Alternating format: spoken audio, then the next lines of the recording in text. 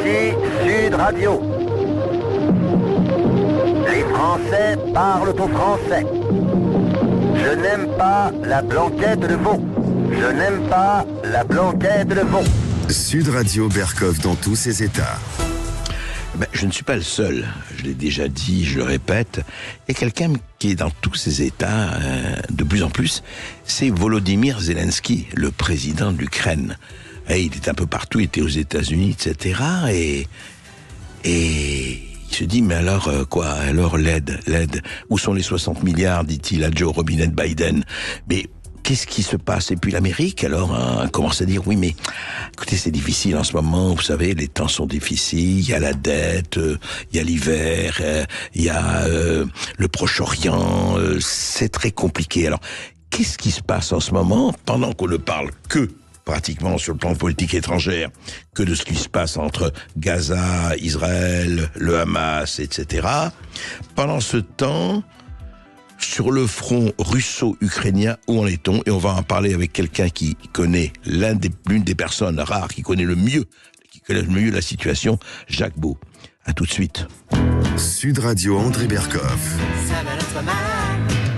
Berkov dans tous ses états, ça balance pas mal sur Sud Radio. Dieu qui le rendra, ou Biden, ou l'Europe, mais pour le moment, je ne sais pas d'ailleurs si on peut encore donner. Jacques Beau, bonjour. Bonjour. Bonjour, et apparemment, bon anniversaire. Merci beaucoup.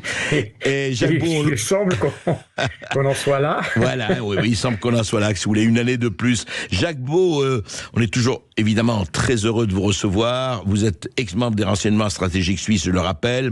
Vous avez participé à des programmes pour l'OTAN en Ukraine en 2014 et 2017.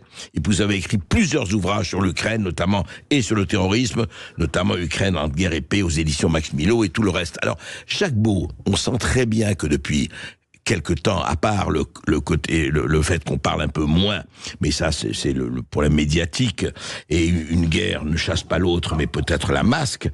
Où en est-on exactement quand on entend du matin au soir ou presque, ah oui, mais on n'a plus d'argent chez les généreux donateurs, Zelensky qui refait une fois la tournée, on parle de négociations, mais on ne sait pas lesquelles. Aujourd'hui, à l'heure où on s'entretient ensemble, Jacques Beau, où en est-on vraiment?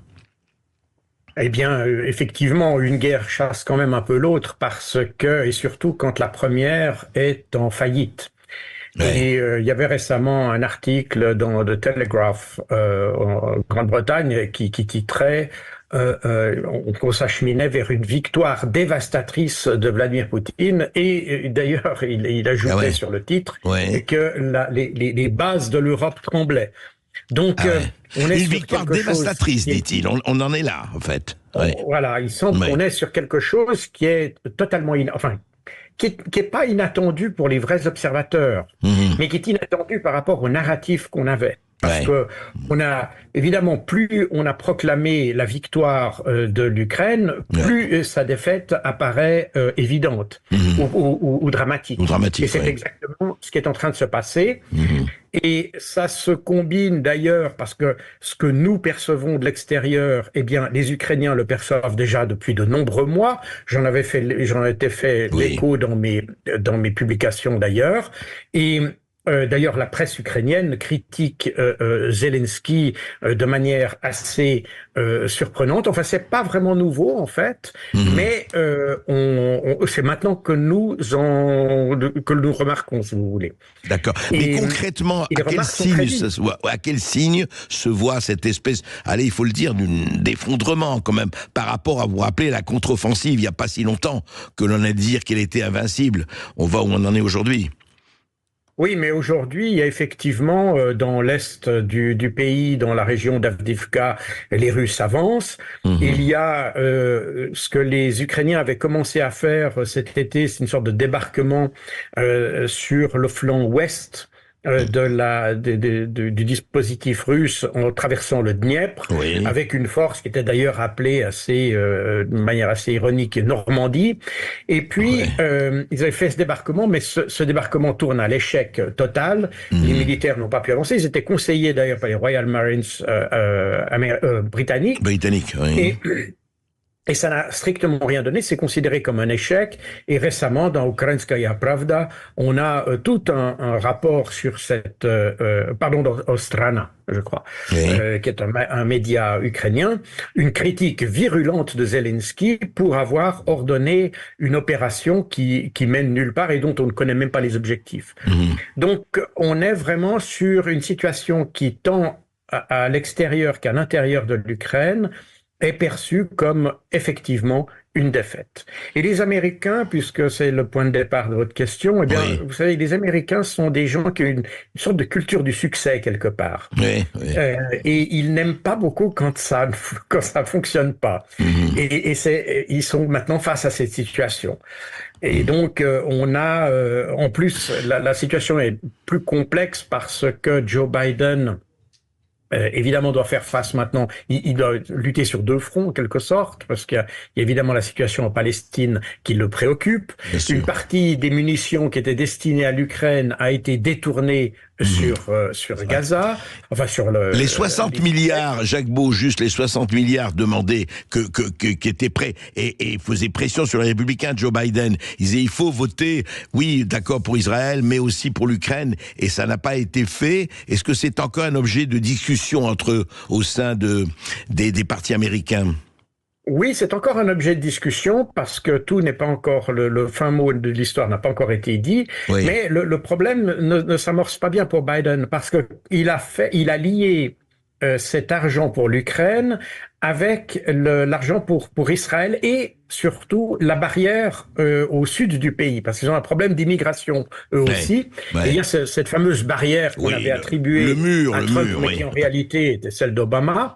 Et Joe Biden, pour, si vous voulez, faire un pas en direction des républicains, avait lié les deux montants pour être sûr plus ou moins d'avoir les montants pour l'Ukraine. Le problème, c'est que entre-temps, ça a été fait au mois d'octobre, et entre-temps, aux États-Unis, vous avez au sein des républicains, vous avez la faction populiste, pourrait-on dire, des républicains, qui a pris de l'importance, notamment avec comme tête de file Trump. Et puis cette faction populiste, elle, a des exigences toujours plus grandes pour la barrière au sud du pays. Et par conséquent, Joe Biden n'arrive plus maintenant à joindre les deux bouts, en quelque sorte. Et il est un peu asphyxié par les demandes des républicains pour pouvoir donner pour le feu vert envers l'Ukraine. Et c'est pour ça qu'on n'arrive pas. Et Jacques Beau, à l'intérieur de l'Ukraine, on a entendu, se peut-il qu'il peut y avoir une révolte soit de l'état-major, parce qu'on a entendu quelques propos peu amènes d'un certain nombre d'Ukrainiens, notamment de militaires, sur Zelensky, vous l'avez dit d'ailleurs.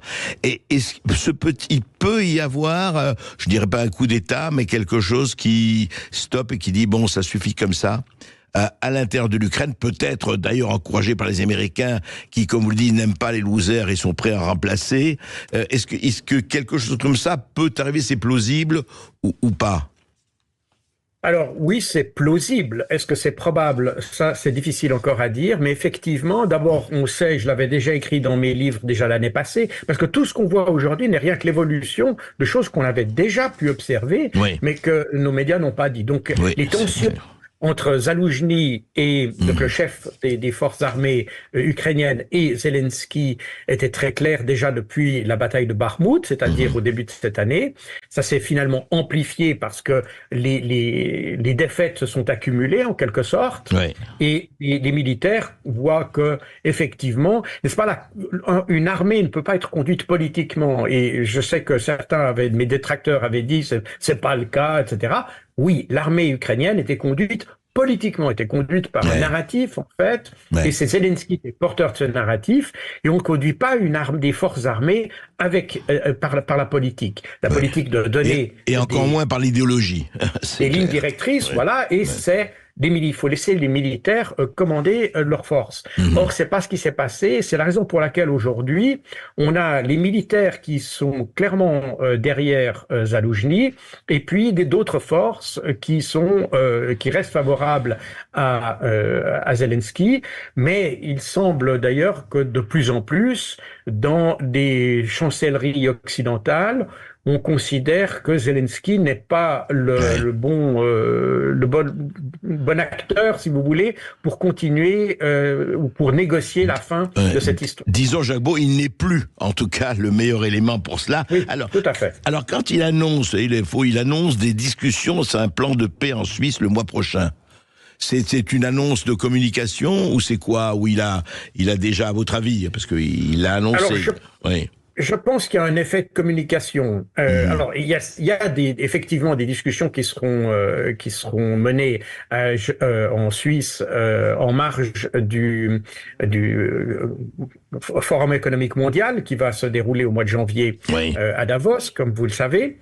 Et juste avant ce forum, il va y avoir des discussions en Suisse. Mais le problème, c'est que ces discussions vont souffrir du même défaut qu'elles avaient déjà eu, puisqu'il y a déjà eu une conférence en Suisse, à Lugano, en 2022, en juillet 2022, enfin en été 2022. Oui.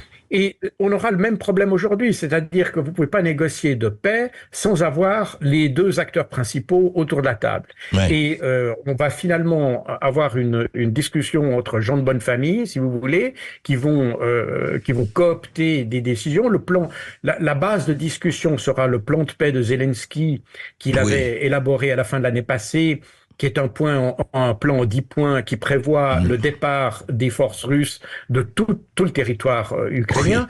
Donbass et compagnie, on n'est déjà plus du tout, on est en dehors de la réalité. Le drame de cette histoire, c'est que si on n'était pas intervenu auprès de Zelensky en mars 2022, eh bien, le plan de paix que Zelensky voudrait aujourd'hui, il aurait été signé en mars ou peut-être en avril, début avril 2022, c'est-à-dire il y a une année et demie, et on n'en serait certainement pas là. Et c'est peut-être aussi pour ça, d'ailleurs, c'est peut-être ça qui affaiblit aussi Zelensky, parce que l'histoire de ce plan qu'on a considéré comme du conspirationnisme ici, j'ai une professeure comme d'habitude, de Bruxelles, dès qu'on n'est pas d'accord, c'est conspirateur. Conspirationniste, que j'avais cité cet accord qui avait. Et aujourd'hui, on le trouve dans Ukrainska Pravda. Donc, on est même les médias qui avaient déjà annoncé ça d'ailleurs l'année passée, mais les médias ukrainiens relèvent qu'on a court-circuité les efforts de paix ukrainien. Et ça pèse évidemment très lourd dans la balance pour si vous voulez, la réputation d'une part et l'acceptation de Zelensky dans la population. C'est évident. Et donc, on est aujourd'hui, il va y avoir des discussions en Suisse, mais moi, j'en attends pas énormément. D'ailleurs, les Russes, aujourd'hui, ne sont pas prêts. On ne sait même pas si les Russes viendront. Ils ont intérêt à attendre. Ils ne viendront certainement pas, d'autant plus qu'ils Poutine est sous mandat d'arrêt. Donc, vous voyez, on s'est nous-mêmes scié ou tiré une balle dans le pied. Jacques Beau, juste un mot. Il est sous mandat d'arrêt, mais il peut aller à Dubaï, en Arabie Saoudite. Il n'y a pas de problème. Oui, parce que eux sont pas signataires ou bien ce sont des alliés fidèles. Mais évidemment, en Europe, on peut très bien intercepter. Vous savez, c'est pas pour rien que quand Poutine est allé en Arabie Saoudite, il est allé escorté par des chasseurs russes pour éviter que son avion soit détourné, parce que c'est effectivement un des risques qui pourrait se passer, notamment s'il vient en Suisse. Jacques Beau, restez avec nous. Oui, et restez avec nous, Jacques Beau. 2 secondes. On a 2 secondes, quelques minutes. On a l'information et on va peut-être conclure. C'est très important ce qui se passe effectivement en ce moment. On va continuer avec vous juste après les informations. On se retrouve tout de suite. Après les informations de 13h et après le grand sapin de Noël Sud Radio, puisque c'est le moment pour vous de tenter de remporter de nombreux cadeaux qu'on vous offre aujourd'hui à Sud Radio. Il y a plein de choses à vous faire gagner. Il y a un coffret collector de 4 tomes du livre Gueule de rugby. Il y a des montres Ice Watch Solar Power. Il y a des chocolats. Il y a des tablettes. Il y a plein de choses. Et pour tenter de gagner, c'est au 0826 300 300. En plus, c'est votre anniversaire, André, mais c'est vous qui offrez les cadeaux. C'est quand même pas mal. C'est Sud Radio. Et donc, André, j'en profite pour vous souhaiter un joyeux anniversaire. 0826 300 300. Mais je crois que je ne suis pas le seul à vous souhaiter un bon anniversaire. Écoutez. Hi, this is Elon Musk, and I want to wish a wonderful birthday to Andrei Berkov and Lviv Berkov. Dans tous ces siesta on Sud Radio. Ici Sud Radio. Les Français parlent au français. Les carottes sont cuites. Les carottes sont cuites. Sud Radio Berkov dans tous ses états. Beau pour parler donc de ce qui se passe actuellement, non seulement sur le front russo-ukrainien, mais effectivement dans les manœuvres en coulisses où en tout cas une bonne partie du monde, ou des gouvernements du monde sont impliqués. Jacques Beau, juste effectivement, vous avez été, vous je dois le dire, depuis 3 ans qu'on vous reçoit, même peu plus encore. Vous avez été l'un de ceux qui avait été lucide et qui n'avait pas cédé au formidable narratif qui consistait à dire que Poutine avait 50 maladies, 400 cancers, qu'il était mort, ou en tout cas dans le coma prolongé, et qu'il y avait des hologrammes qui l'avaient remplacé, sans parler de ce qui s'est passé avec Wagner et Prigojine. Mais aujourd'hui, en fait... Poutine, il doit être plutôt, content de ce qui se passe, entre guillemets, bien sûr, il y a les morts, bien sûr, il y a tout ça, et d'ailleurs, des morts qu'on aurait pu éviter, vous l'avez très bien rappelé, en disant qu'en mars 2022, on aurait pu résoudre le problème. Mais avançons aujourd'hui, qu'est-ce qui peut se passer? Quels sont les scénarios possibles aujourd'hui? Eh bien, aujourd'hui, je pense que les États-Unis, et c'est peut-être la raison pour laquelle Zelensky est actuellement à Washington, Joe Biden veut pousser Zelensky à aller vers une solution négociée du conflit, parce que on s'aperçoit bien que malgré tous les efforts de narratif qu'on a eus pour proclamer une victoire et puis pour dire qu'il manquait des armes pour avoir la victoire finale, etc., on s'aperçoit bien, et d'ailleurs le général Zaloujny a demandé quand il a parlé de la d'une victoire possible. Oui. Il y a 2 semaines, il a dit qu'il lui fallait 17 millions d'obus d'artillerie et un budget de 350 à 400 milliards de dollars. Donc on s'aperçoit bien, on est très loin de tout ça, que on parle aujourd'hui de 60 milliards et même là, ça peut-être même jamais. Oui. Donc comment imaginer que les pays aujourd'hui, les pays européens qui sont déjà je veux pas dire exsangues, mais pas très loin. Oui, pas loin, oui. Comment pourrait-il mobiliser 350 à 400 milliards et 17 millions d'obus? Je rappelle que l'Union européenne avait prévu de fournir 1 million d'obus à l'Ukraine en une année. Ils sont même pas parvenus à le faire. Donc, pour avoir les 17 millions réclamés par Zaloujny pour avoir une victoire, on est très loin de tout ça. Donc, on s'aperçoit bien que la solution militaire est aujourd'hui très éloigné et qu'il faut se diriger vers autre chose. Et on voit pas très bien comment, parce qu'aujourd'hui, il est clair que tout ce qui peut se passer ne peut pas se passer sans les Russes. C'est eux qui tiennent aujourd'hui, qu'on le veuille ou non, le couteau par le manche. Et par conséquent, même ces discussions de paix je dis à Genève, mais c'est en fait en Suisse au début de l'année prochaine, n'auront pas beaucoup de chances de succès tant que les Russes ne sont pas directement impliqués dans une négociation. Par ailleurs, les Russes ne veulent plus discuter avec les Ukrainiens. Parce que, et ça c'est intéressant, c'est le chef du renseignement russe qui l'a déclaré. Ils ne veulent plus discuter avec les Ukrainiens. Non, ils veulent plus discuter avec les Ukrainiens parce que ils ont très bien vu ce que ça donnait. Chaque fois, n'est-ce pas, à 2 reprises, ils ont entamé des discussions, c'est-à-dire le 25 février 2022, un jour après le début de l'offensive, Zelensky avait déjà sollicité la Suisse à ce moment-là. Il avait téléphoné au ministre des Affaires étrangères, Ignacio Cassis, pour qu'il organise une conférence, déjà le 25 février, donc c'était déjà indicateur. Puis, évidemment, à la mi-mars, il y a eu cette proposition qu'il a faite.